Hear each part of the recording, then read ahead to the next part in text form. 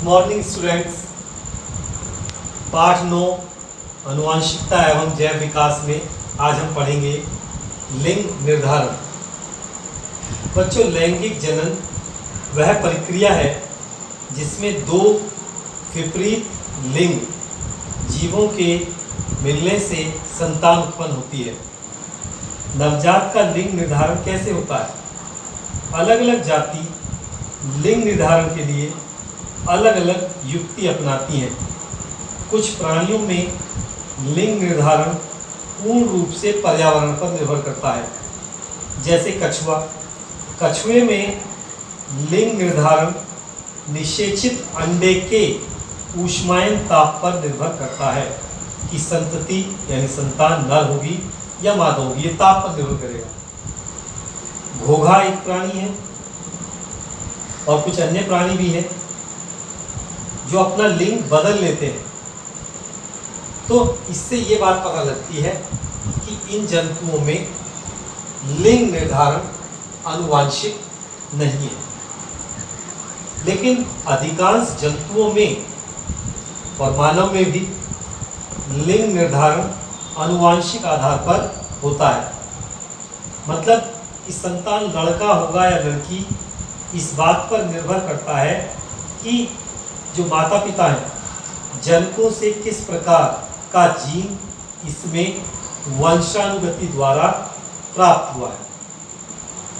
तो बच्चों, मनुष्य की सभी कायिक कोशिकाओं तथा युग्मक का निर्माण करने वाली जनन कोशिकाओं में 46 गुणसूत्र होते हैं। टोटल गुणसूत्र कितने हैं? 46 मनुष्य में गुणसूत्र, या इन्हें 23 जोड़े भी कहते हैं, क्योंकि जोड़े में होते हैं गुणसूत्र। अब ये जो 46 है, इनमें से जो 44 है 44 यानी 22 जोड़े, ये तो समजात हैं यानी एक जैसे हैं, ठीक है। और इनमें से जो दो होते हैं उन्हें हम ऑटोसोम्स कहते हैं। जो दो हैं यानी एक जोड़ा, वो ऑटोसोम है।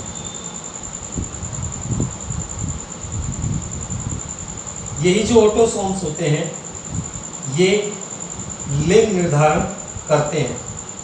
इन्हें ही हम लिंग गुणसूत्र भी कहते हैं। स्त्री तथा पुरुष में लिंग गुणसूत्रों का यह जोड़ा एक दूसरे से बिल्कुल अलग होता है। पुरुष में इस जोड़े का एक गुणसूत्र छोटा होता है और दूसरा गुणसूत्र बड़ा होता है, जिन्हें क्रम से Y और X गुणसूत्र से प्रदर्शित करते हैं। तो नर में Y और X ऑटोसोम होता है। इसी प्रकार से एलोसोम्स या हेट्रोसोम्स होते हैं। स्त्री में दोनों लिंग गुणसूत्र समान लंबाई के तथा उन्हें हम X और X से प्रदर्शित करते हैं, ठीक है बच्चों। तो इस प्रकार हम देखते हैं कि पुरुष की जनन कोशिकाओं में 22 जोड़ी ऑटोसोम्स और एक XY होता है, ठीक है। और जो स्त्री होती है उसकी जनन कोशिकाओं में 22 जोड़ी तो समजात होते हैं और एक जो है XX ऑटोसोम उपस्थित होता है। अतः मनुष्य में लड़के अथवा लड़की का होना इन्हीं लिंग गुणसूत्रों पर निर्भर करता है। अब कैसे करता है समझ लीजिए कि अगर नर, ये नर है मनुष्य और ये मादा है स्त्री, पुरुष और स्त्री मान सकते हैं। अगर आदमी का X और मादा का X दोनों मिल जाते हैं, XX ऑटोसोम्स बनेंगे। इस कंडीशन में लड़की होगी, ठीक है। और अगर इसका x और इसका y मिलता है तो XY बनेगा और इसमें लड़का होगा। और अगर नर का x इसके x से मिलता है, XX वो सूत्र होंगे, यहाँ पर लड़की होगी। और अगर इसका y इसके x से मिलता है तो यहाँ पर XY ऑटोसोम्स बनेंगे और इस कंडीशन में लड़का हो। तो लड़का या लड़की होने का जो अनुपात है वो 50-50% है, ठीक है। और लड़के होने का जो योगदान है वो नर ऑटोसोम्स में ही होता है। तो उपयुक्त आधार पर यह स्पष्ट हो जाता है कि पुरुष के वृषण की जनन कोशिकाएं जब अर्धसूत्री विभाजन द्वारा शुक्राणु का निर्माण करती हैं तो एक जनन कोशिका से बने 4 शुक्राणुओं में से गुणसूत्र में 2 शुक्राणु यानी कि 22 प्लस एक वो x 23 गुणसूत्र तथा अन्य 2 शुक्राणुओं 22 प्लस y 23 गुणसूत्र होते हैं। आधे शुक्राणु x प्रकार के होते हैं तो आधे y प्रकार के होते हैं। स्त्रियों के जनन कोशिकाओं में मिलने वाले दोनों लिंग गुणसूत्र x प्रकार के ही होते हैं। अतः इनकी जनन कोशिकाएं अर्धसूत्री विभाजन के बाद एक ही प्रकार के अंड का निर्माण करती हैं। सभी अंड यानी जो 23 होते हैं वो एक जैसे होते हैं, समान होते हैं, x प्रकार के ही होते हैं। तो इस प्रकार बच्चों हम लिंग का निर्धारण कर लेते हैं। तो बच्चों अब हम आगे बढ़ते हैं और पढ़ते हैं जैव विकास, जीवों का किस प्रकार विकास हुआ है। जैव विकास यानी जीवों का विकास।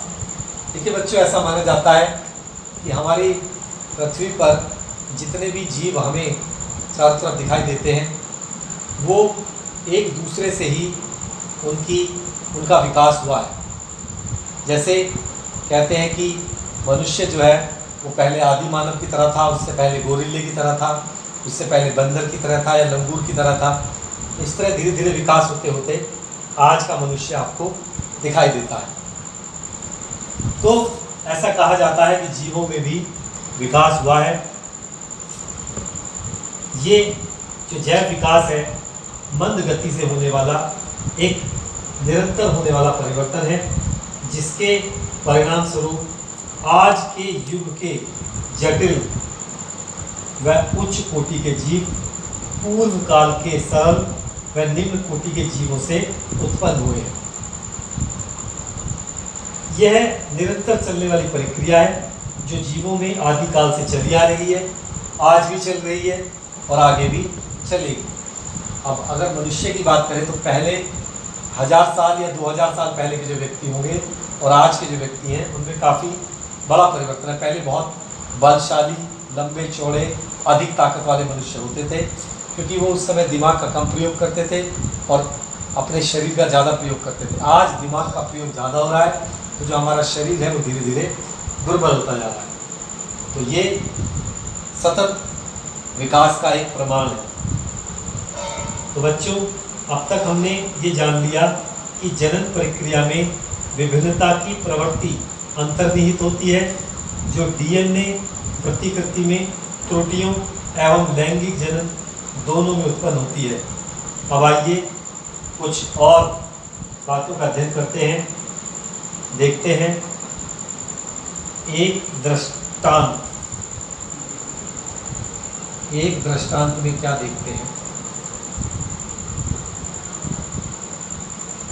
बच्चों? जैव विकास को सरलता पूर्वक समझने के लिए हमने एक पुस्तक में कुछ तो बच्चों इसे एक उदाहरण से समझते हैं। हमने माना कि जो कौवा होता है, कौवा कीड़ों को खाता है। कौवा जितने कीड़े खाएगा उतने ही फिर कम कीड़े आगे जनन करके संतान उत्पन्न करेंगे।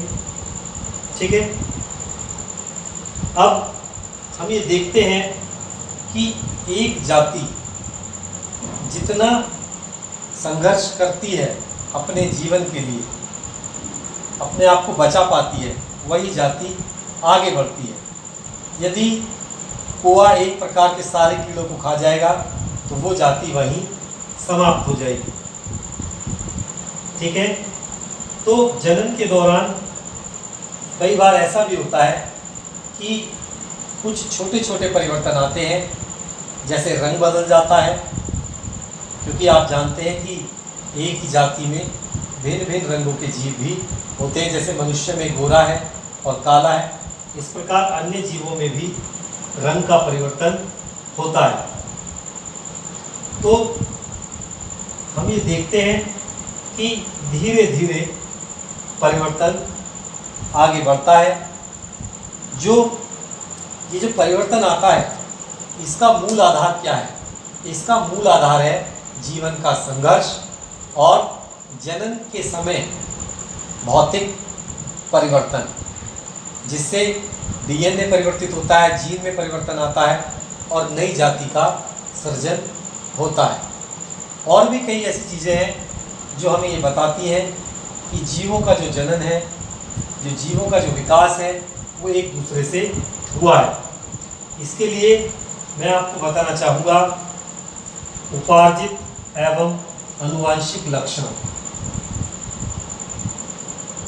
उपार्जित व आनुवंशिक लक्षण। उपार्जित लक्षण क्या है?